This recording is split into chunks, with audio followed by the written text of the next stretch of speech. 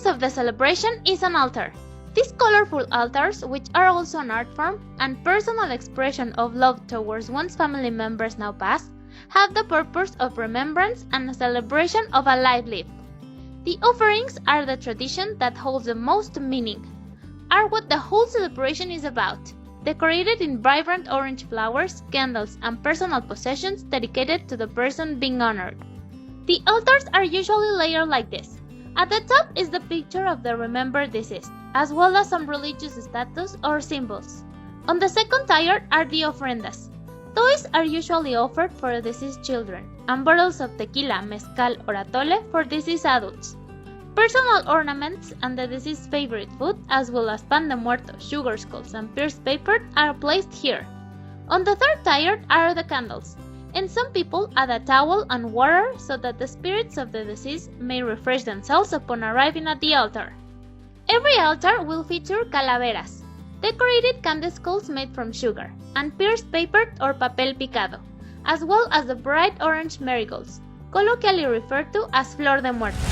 This flower, named cempasúchil, is believed that helps to guide the loved one's souls back to the world of the living, and given that it only flowers during the rainy season, which precedes the Day of the Dead, it has become one of the iconic symbols of this celebration across Mexico. Calaveras! The calaveras are skulls drawn with a smile as to laugh at death itself, and take part of every Day of the Dead celebration. And as a symbol of the Mexican culture, they take many forms, such as sugar candies, clay decoration, and face painting. The sugar skulls are decorated and placed on the ofrendas and altars.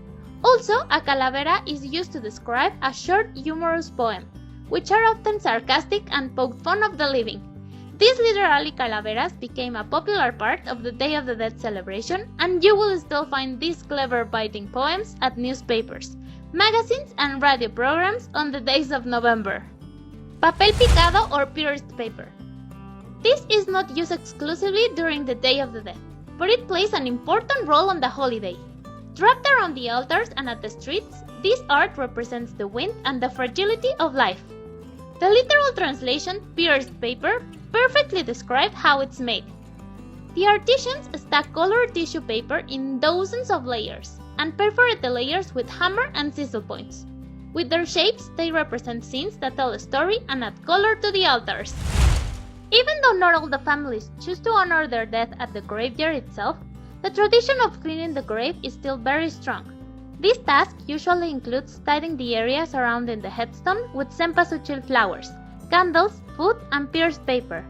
The graveyards during the Day of the Dead celebrations take on the atmosphere of social gatherings, where people await this day to spend some moments with the souls of their departed loved ones.